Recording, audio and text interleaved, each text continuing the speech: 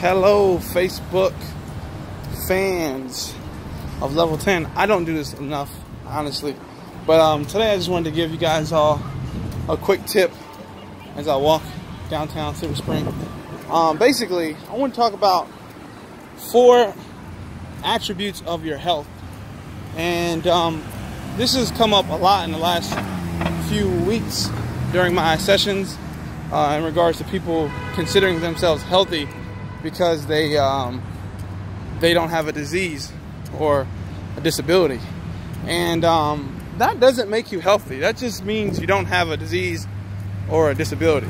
And I know it's kind of hard to understand because our school of thought generally is, if I have 10 fingers and 10 toes and my heart beats and I don't have high cholesterol or blood pressure, then I'm healthy. And I will compare it to the same as being employed versus unemployed versus terribly employed by the boss from hell. And the reason why I say that is because when you are employed gainfully and you're making lots of money and you're happy and you love what you do, that right there would be the equivalent of healthy, right? The opposite of being employed is not unemployed. The opposite is being employed, not making a tiny bit of money, and you have the boss from hell, and you hate your job and it stresses you, and you want to quit. You want them to fire you, and that's like the opposite of the perfect job, right? Somewhere in the middle is unemployment. Unemployment is not necessarily a bad thing or a good thing. It could just be I quit the job from hell and I'm looking forward to finding the good job. But no one would say because I'm unemployed, I make a lot of money and I'm super happy with my work. You're unemployed. So most people liken their unemployment health with being healthy. Being healthy is like having a job that you love, that you're gainfully employed, that's rewarding, you're passionate about. Being unemployed is not being healthy. So just because you avoid the fact that you're having a terrible job doesn't mean now you're automatically employed with a perfect job. So I will liken that to help illustrate this point. Being healthy does not mean you don't have, I'm lacking a disease.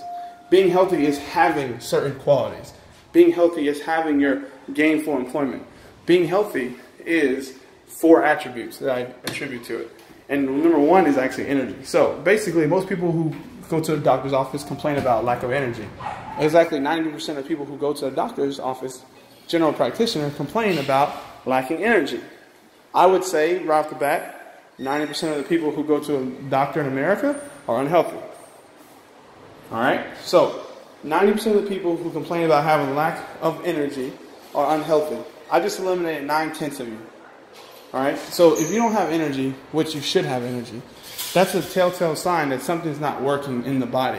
You're not doing something. You're not treating yourself right in a certain way. Okay? So energy is number 1. If you have high energy, great. You're not disqualified. You're still in the running. Okay? That's 10% of you. Okay? Number 2 would be the medical. All right? So my lab report comes back. I have high cholesterol or low cholesterol. I have high blood pressure or no blood pressure. I have a resting heart rate of 80 versus 50. All right? So your blood glucose level, your rapid screening, is it 123 or is it 69? That matters. Okay, so if you have high blood pressure, high cholesterol, high blood glucose, then obviously you're not healthy. But if just because you don't have the bad blood lab doesn't make you healthy. It just keeps you in the running. It qualifies you to be considered healthy. Number 3 is your body weight and your composition. So composition is, what are you made out of? Is it your fat percentage? Is it your muscle percentage? Is it visceral fat? What are you actually made out of? If you're 200 pounds, 6 feet, you could be obese. You could be obese. And then the flip side, you could be 230, 6 feet, and be super cut up, strong, swole. So the reality is, are you muscle or are you fat? Is the fat around your visceral organs, or is it in the parts that are less dangerous? So your composition, how you look, how you feel, and obviously your energy is a big part. Now, number 4, and this is where I'm going to lose a lot of you guys. Now I'm going to say this is the truth. The truth is, the fourth attribute of your health is your athleticism. And I don't say that because I'm an ex-athlete. I say that because the reality is the human body is designed to move. If we don't move and if we can't function with our muscle mass, with our high energy because of espressos, and with our lack of high blood pressure and blood glucose and all that stuff, if we can't function with our body that seemingly is healthy, then we are literally irrelevant in regards to health.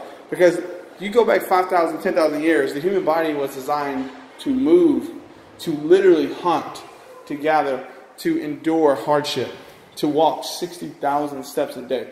The average American is taking 6,000 a day. That's 90% less than what we're supposed to. And we brag about getting 10,000 steps. That's a joke. So the reality is, if you're not athletic, and I'm not saying if you have the ability to run a marathon every day. That's not what I'm saying. Don't get it wrong. I'm saying, do you have the ability to get up off the couch without your knees buckling and hurting?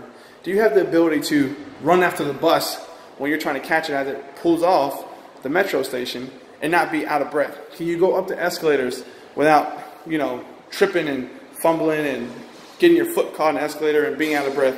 Can you do the basic things? Can you walk your dog? Can you check the mail? Are you lazy? Do you feel like going downstairs to get something out of the car is a hassle and a chore for you because you forgot it? That's the reality. That's what I'm saying. So can you move efficiently? Can you function? So functionality is super important when it comes to your health. So I would say the 4 attributes of your health, very simple put. Number 1, your energy. Number 2, your medical condition or lack thereof medical conditions. Number 3, how you look, how you feel physically, whether you're body fat or you're a lot of body muscle. And number 4, how functional are you, your athleticism. Those are the 4 things that attribute to your health.